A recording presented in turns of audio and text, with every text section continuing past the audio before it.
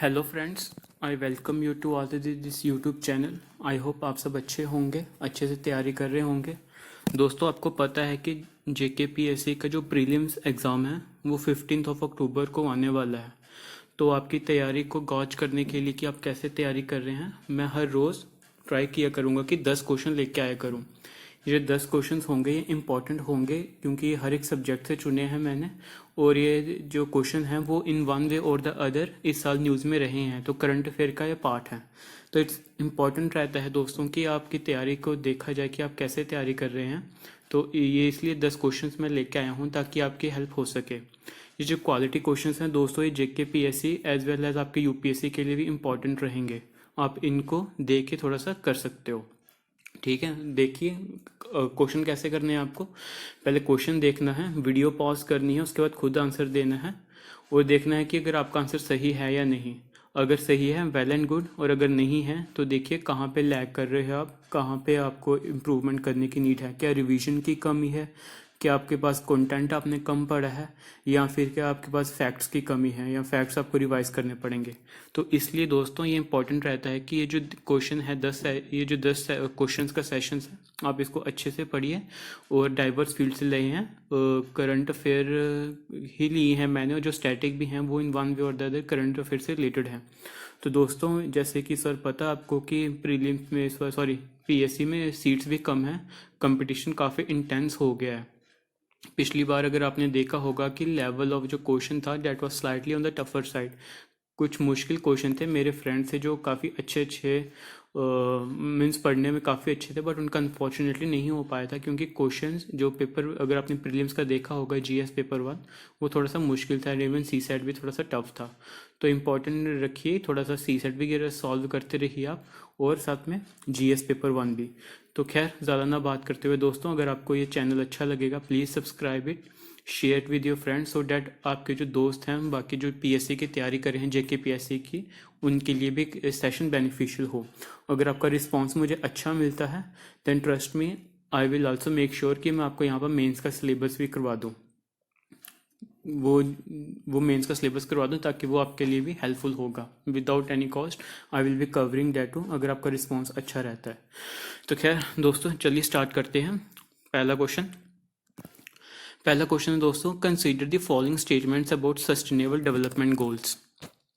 The very first statement, the Sustainable Development Goals are a set of 17 goals that were adopted by the UN in 2015. Second statement, these Sustainable Development Goals are a set of targets that countries should aim to achieve by 2030. And third, these SDGs cover a wide range of issues including poverty, hunger, health, education, climate change and environmental protection. तो बताओ दोस्तों, इनमें से कौन सी statement सही होगी? A only 1, only 2, all 3 या none? Pause कीजिए वीडियो को और आंसर दीजिए। तो चलो इसका आंसर देख लेते हैं हम। इसका आंसर है दोस्तों C, यानी कि ऑल 3, तीनों स्टेटमेंट सही है। कॉन्टेक्स्ट क्या है? Ministry of statistics and programme implementation ने national indicator framework progress report 2023 में रिलीज़ की है, जो कि सस्टेनेबल डेवलपमेंट गोल्स को असेस करती है कि हमने कहाँ तक अचीव किया है और कहाँ तक हमको करना है। तो ये सारी स्टेटमेंट ट्रू हैं। सस्टेनेबल डेवलपमेंट गोल्स 17 गोल्स हैं जो कि UN ने 2015 में अडॉप्ट किए थे। इनका है कि पॉवर्टी को ख़त्म करना है, प्लानट की प्रोस्पेरिटी के ऊपर वर्क करना है, हंगर, हेल्थ, एजुकेशन सबके ऊपर काम करना है। They cover wide range issues including poverty, hunger, health and environmental protection. ठीक है दोस्तों, अगला स्टेटमेंट अगला देखते हैं। With reference to India's 5-year plans, consider the following statement. From the second 5-year plan, there was a determined thrust towards substitution of basic and capital goods industries. The fourth 5-year plan adopted the objective of correcting the earlier trend of increased concentration of wealth and economic power. Third, in the fifth 5-year plan, for the first time, the financial sector was included as an integral part of the plan. Which of the following statements are correct? A, only 1, only 2, all 3 या none? तो दोस्तों इसका answer होगा A, यानी कि सिर्फ एक statement correct है। गवर्नमेंट ऑफ इंडिया हर साल 29 जून को स्टैटिस्टिक्स डे बनाती है on the birth anniversary of PC Mahalanobis. ठीक है, तो स्टेटमेंट फर्स्ट है, जो सेकंड 5 ईयर प्लान था वो उसको नेहरू महलनोबिस प्लान भी कहते हैं, वो जो कि हैवी इंडस्ट्रीज की तरफ सब्सटीट्यूटेड था। तो वहाँ पे कोई सब्सटीट्यूट जो कि हैवी इंडस्ट्री की तरफ था, सब्सटीट्यूशन का कोई पार्ट नहीं था वहाँ पे, ठीक है। तो इसलिए क्योंकि लिखा है ना, determine the substitution of basic and capital goods industry, it was nothing like that, it was focused mainly on the heavy industry. So statement 1 is incorrect. And statement 2 दोस्तों थोड़े जेनरिक टाइप की स्टेटमेंट है, ये कि सही है ये, क्योंकि यहाँ पे बोला था कि डिस्पैरिटीज कम करनी है, इम्बैलेंस कम करना है, वेल्थ डिस्ट्रीब्यूशन होनी चाहिए। जो फोर्थ प्लान है उसने स्ट्रॉन्गर सेक्शन जो एग्रीकल्चर की तरफ फोकस किया था। और तीसरा दोस्तों वो भी गलत है, क्योंकि जो फिफ्थ 5 ईयर प्लान था that was mainly based on the agriculture development, गरीबी हटाओ, तो ये इसके ऊपर ये वाला नहीं था, इसकी बात नहीं की थी, फाइनेंशियल सेक्टर को इंक्लूड नहीं किया गया था, ठीक है दोस्तों। चलिए next question, consider the following statement about the कोalition for disaster resilient infrastructure CDRI। First, it is an international forum backed by the New Development Bank. Second, it was launched at the 2019 UN Climate Action Summit. Third, it aims to promote the resilience of infrastructure systems to climate and disaster risk, thereby ensuring sustainable development. इनमें से कौन सी statement correct है? Only 1, only 2, all 3 या none? दोस्तों इसका answer होगा B, यानी कि सिर्फ 2 स्टेटमेंट करेक्ट हैं। जो यूनियन कैबिनेट ने अप्रूवल दे दिया है ratification of headquarter agreement between the government of India and CDRI, यानी कि कोalition फॉर डिसास्टर रिसिलिएंट इंफ्रास्ट्रक्चर। इसको PM मोदी ने 2019 सितंबर में लॉन्च किया था एट द कौन सी climate action summit in New York US में, ठीक है। कि ऐसा प्लेटफॉर्म है जहाँ पे नॉलेज को जनरेट और एक्सचेंज किया जाता है on different aspect of disaster and climate resilient infrastructure, okay. It will create a mechanism to assist countries to upgrade their capacities and practices with regard to infrastructure development in accordance with the risk and context economic need। यानी कि एक दूसरे के साथ development करना, एक दूसरे के साथ कैपेसिटी बिल्डिंग करना, ताकि जो कोalition डिसास्टर के रिलेटेड जो इन्फॉर्मेशन हो ताकि वो सब तक पहुंच सके। ओके दोस्तों, थोड़ा ध्यान से, ठीक है। चलो नेक्स्ट क्वेश्चन सॉल्व करते हैं। Consider the following statement about Pangong so lake. First, it is an endorheic lake. Second, it is the world's highest saltwater lake. Third, 1/3 of the Pangong Lake lies in the India. इनमें से कौन सी statement correct है दोस्तों? Only 1, only 2, all 3 या none? ठीक है, तो इसका आंसर है सी, यानी कि तीनों के तीनों सही है। पेंगोंगसो एक एंडोहेरिक लेक है, मींस वो कौन सा लेक होता है जहाँ पे bodies of water that do not flow into ocean और सी, यानी कि ये सेपरेट एक आइसोलेटेड ही होते हैं और इनका कोई भी जो आउटलेट है वो किसी रिवर या किसी सी या किसी ओशन के साथ कनेक्ट नहीं होता। जैसे आप पेंगोंगसो की लेक देखोगे दोस्तों तो वो लद्दाख में है और बिल्कुल आइसोलेटेड लेक है, वह उसके पास ना कोई सी है ना कोई ओशन है, इसलिए इस टाइप के जो लेक होते हैं इनको एंडोरिक लेक कहते हैं, ठीक है।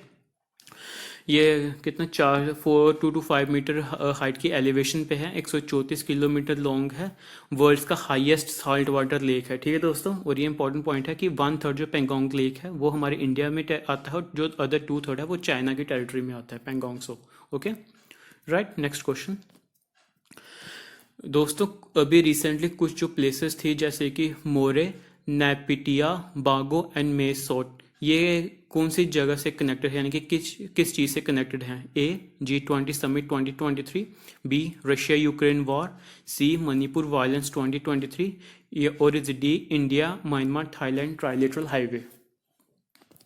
हाँ, so it's answer is D means IMT trilateral highway. दोस्तों यूनियन मिनिस्ट्री और ट्रांसपोर्ट के अकॉर्डिंग 70% जो कंस्ट्रक्शन वर्क है Indian Myanmar Thailand trilateral highway पे वो कंप्लीट हो चुका है, ठीक है। ये IMT हाईवे है, 1360 किलोमीटर लंबा रूट है जो कि अंडर कंस्ट्रक्शन है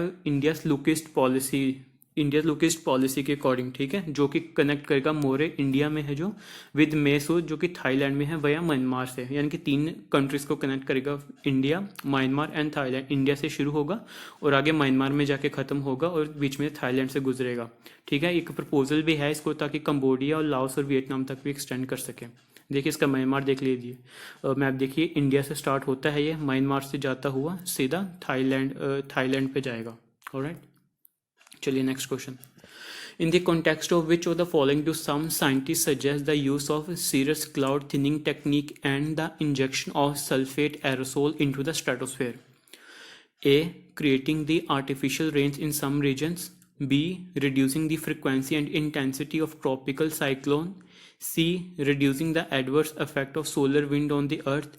Or is it D. Reducing the global warming? क्या होगा दोस्तों इसका आंसर?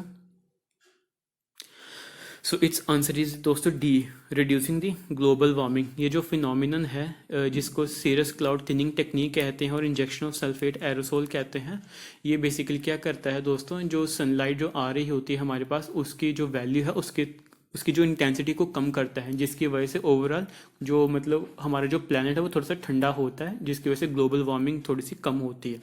इसलिए इसका आंसर होगा to reduce the global warming. ठीक है, चलो। हाँ दोस्तों, अभी uniform civil code was in the news quite recently and it is been the news. ऐसा बोल रहे हैं कि शायद यूनिफॉर्म सिविल कोड इम्प्लीमेंट हो सकता है, so it was in the news, so we need to look at this. Consider the following statement regarding the Uniform Civil Code. First, Uniform Civil Code is one that would provide for one law for the entire country applicable to all religious communities in their personal matters such as marriage, divorce, inheritance, and adoption. 2. Article 44 of the Constitution lays down that it shall be the obligation of the state to secure a uniform civil code for the citizens throughout the territory of the India. Which of the above statements are correct? 1 only, 2 only, both 1 and 2, or is it D, neither 1 nor 2? तो दोस्तों इसका answer होगा ए, यानी कि सिर्फ एक statement correct है। तो कैसी है? यूनिफॉर्म सिविल कोड जो होता है आर्टिकल 44 के अंडर है, it is the socialist principle of the it is socialist principle, DPSP में आता है ये।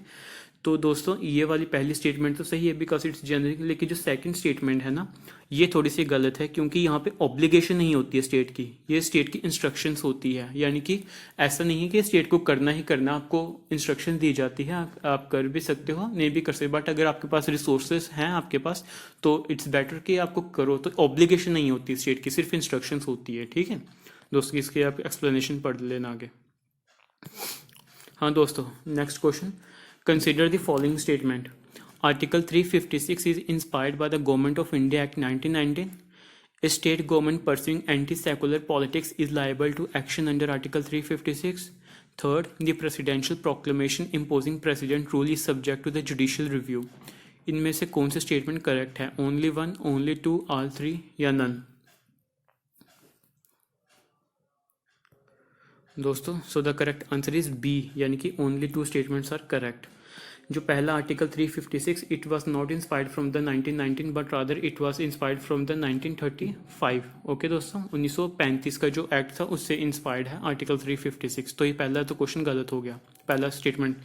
तो जो सेकंड वाला था state government pursuing anti secular politics is liable to action under article 356, हाँ दोस्तों ये सही बात है। ऐसा होता है कि अगर एंटी सेकुलर प्रैक्टिसेस है तो central government can impose the 356। तो 356 बेसिकली क्या है? President rule. Alright, 352 is national emergency, 356 is president rule and 360 is financial emergency. और तीसरा है the presidential proclamation imposing president rule is subject to judicial review. हाँ दोस्तों, ये जुडिशियल रिव्यू के अंदर आता है, यानी कि अगर सुप्रीम कोर्ट को लगता है कि ये बोनाफाइड इंटेंशन से किया गया है तो जो सुप्रीम कोर्ट है इसको नलीफाई भी कर सकता है। ओके ठीक है। दो हाँ, एक्सटर्नस ग्राउंड, ये इरेलीवेंट और एक्सटर्नस ग्राउंड और मालाफाइड और परवर्स, अगर ये होते हैं इंटेंशन तो इसको जुडिशियल रिव्यू के अंदर आ सकता है। ठीक है दोस्तों, चलो next question.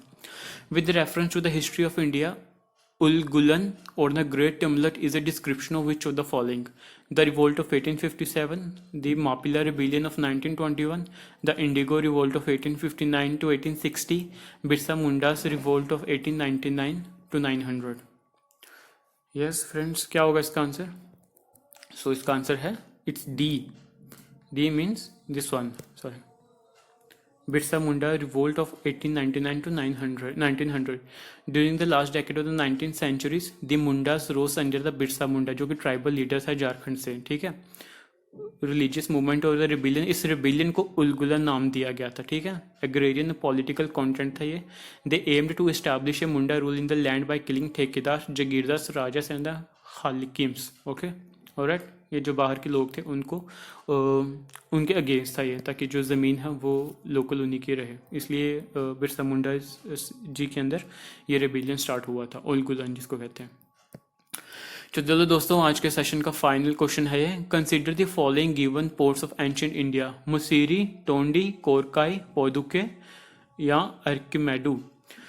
How many of the above port is और are mentioned in Sangam text? Sangam text के अंदर कौन से कितने पोर्ट्स मेंशन है? ओनली 1, ओनली 2, ओनली 3 या ऑल 4?